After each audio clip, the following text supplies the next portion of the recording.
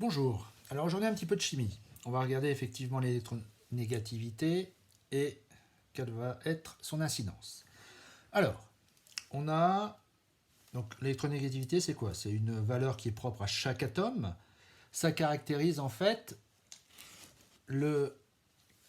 l'envie qu'a cet atome d'avoir à lui des électrons. On a par exemple une liaison de covalence, voilà, entre, j'ai mis deux atomes A et B, donc normalement, en fait, le doublet d'électrons qui représente cette liaison de covalence doit être au milieu. En fait, dans la réalité, c'est pas tout à fait ça. C'est-à-dire que l'atome qui va avoir le plus, la valeur la plus élevée d'électronégativité, en fait, il va attirer à lui le doublet d'électrons, et notamment même l'électron qui a été mis en commun qui n'est pas à lui. Alors, on va regarder effectivement quelques liaisons dans un premier temps. Et après, on va regarder une molécule.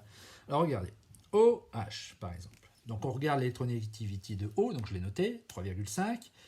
L'électronégativité de H, de 2. La différence des deux, on voit bien effectivement qu'on a 1,3 de différence. Qui est le plus électronégatif? C'est O. Le moins électronégatif, c'est H. Donc, comment est-ce qu'on représente ça? L'oxygène va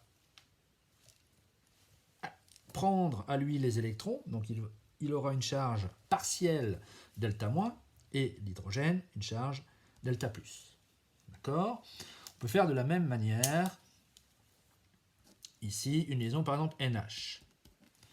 Alors NH, N3, H, 2. On a 0,8 effectivement de différence.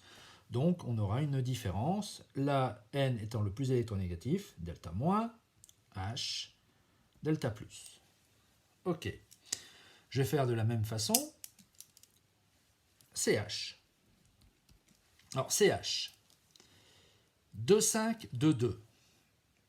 Le plus électronégatif, c'est le carbone, 2,5, 2,2. Sauf que j'ai une différence d'électronégativité dans ce cas-là. Donc, je fais une variation en fait d'électronégativité. Je fais 2,5 moins 2,2. Ça va me faire 0,3. Alors, pour avoir effectivement ce qu'on appelle une polarisation, c'est le fait d'avoir des charges ici, mais il faudrait que l'on ait quand même une différence d'électronégativité autour de qui soit supérieure, strictement supérieure à 0,5 pour que ça commence à devenir significatif. En fait, ici, la liaison CH, eh bien, on va dire qu'elle n'est pas polarisée parce que la différence d'électronégativité va être trop faible. Donc, on n'est pas polarisé.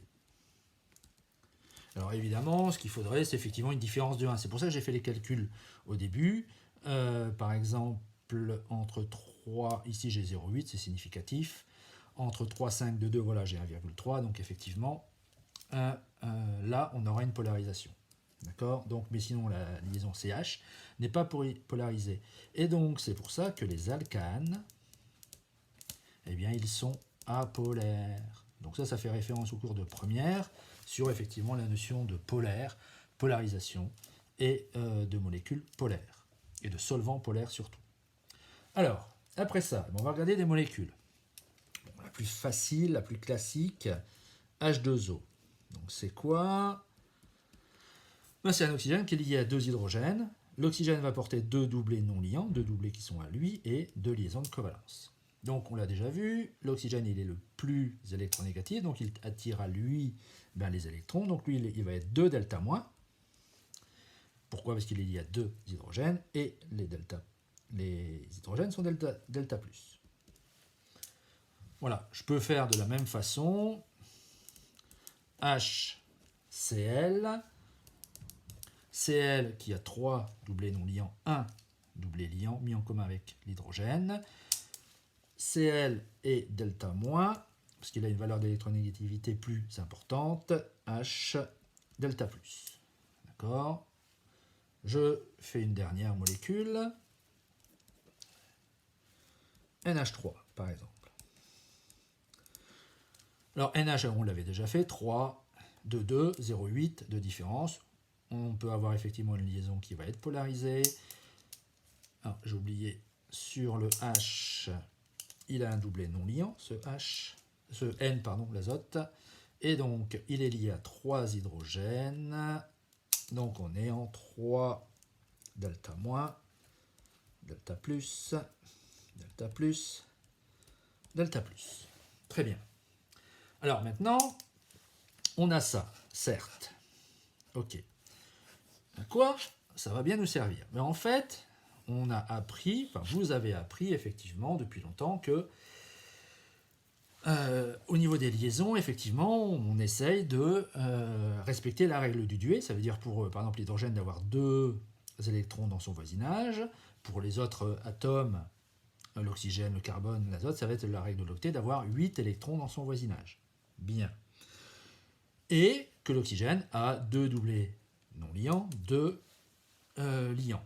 Pareil pour les autres atomes qui ont, par exemple, l'azote, un doublé non liant et 3 doublés liants. Ben en fait, tout ça, toutes ces lignes-là, tout ce qu'on vous a appris, eh bien, va bouger. On aura effectivement des éléments où on ne va pas respecter ça, ou bien des écritures intermédiaires qui sont très réactives parce que justement ne respectant pas ces règles. Mais on aura des écritures où l'oxygène n'aura pas forcément 2 liaisons, l'azote n'aura pas forcément 3 liaisons.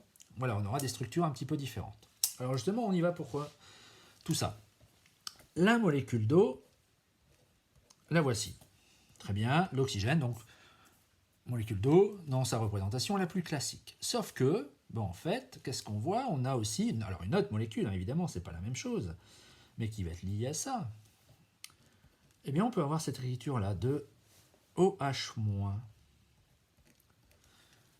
Voilà. Alors OH-, effectivement, qui est une base qu'on a étudiée dans le chapitre, effectivement, de pH métrique sur acide base, H-, qui est une base forte dans l'eau. Ok, et qu'est-ce qu'on voit? Ben, on voit bien que l'oxygène, lui, n'a plus qu'un seul doublé liant. Ah, et il a 3 doublés non liants. D'accord? Alors, une autre molécule. Autre chose. H3O+. H3O+.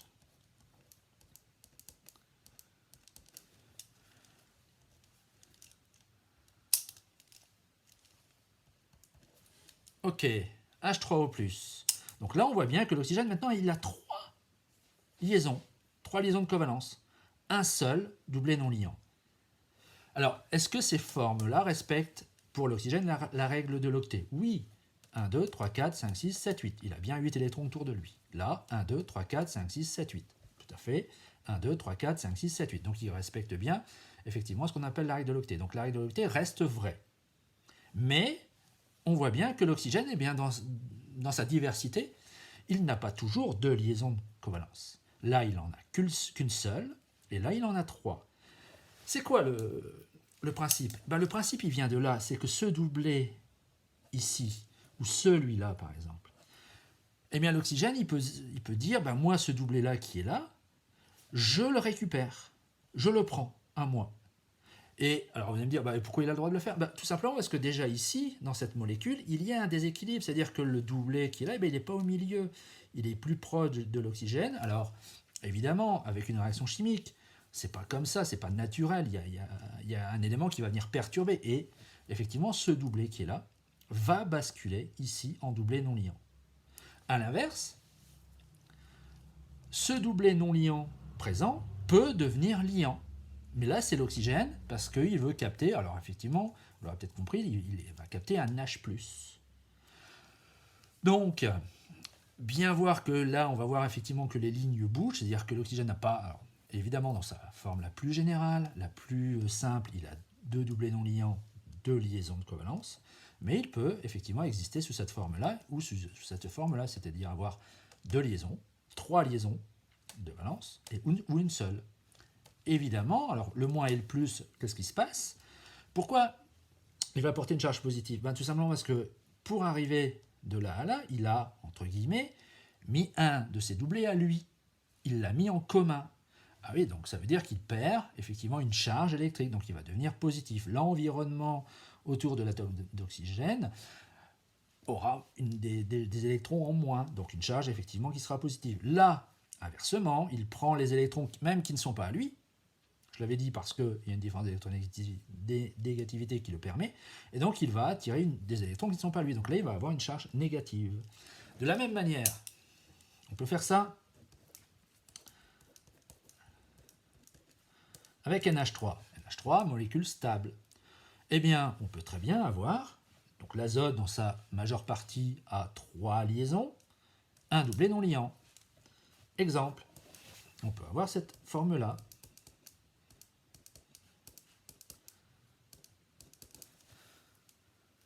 NH4+, c'est quoi? C'est l'azote qui a 4 liaisons de covalence. En fait, ce doublé non liant, il le met en liaison de covalence. Donc forcément, il perd, entre guillemets, puisqu'il met en commun un électron, et donc il se retrouve avec une charge positive. De la même manière, je peux très bien avoir, si ce doublé-là, il le prend à lui, NN, NH2 moins. D'accord? Vous comprenez? De la même manière, hop, je reviens sur cette molécule-là. HCl. Qu'est-ce qu'elle peut donner? En fait, HCl peut donner ça. H+, Cl-.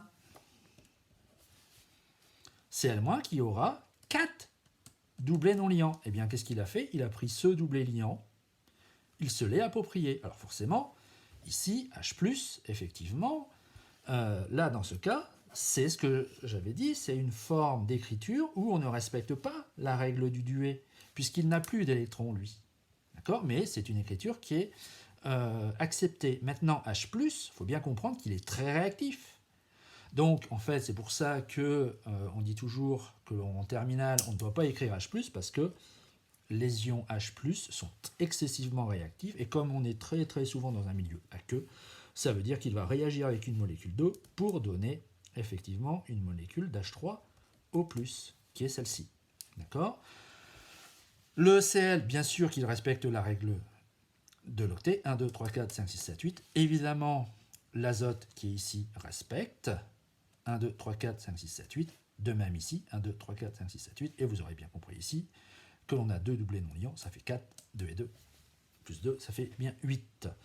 D'accord? Donc, ce qui se passe, c'est qu'on essaye, enfin les molécules effectivement veulent à tout prix respecter la règle du duet ou de l'octet. Néanmoins, on va voir, nous, des écritures qui vont faire qu'elles ne le respectent pas, mais néanmoins, elles auront une très grande réactivité. Ça veut dire qu'elles n'ont qu'une seule envie, elles aspirent effectivement à retrouver, donc sous la forme par exemple H+, H3+, ils captent une molécule d'eau pour retrouver ici la règle du duet.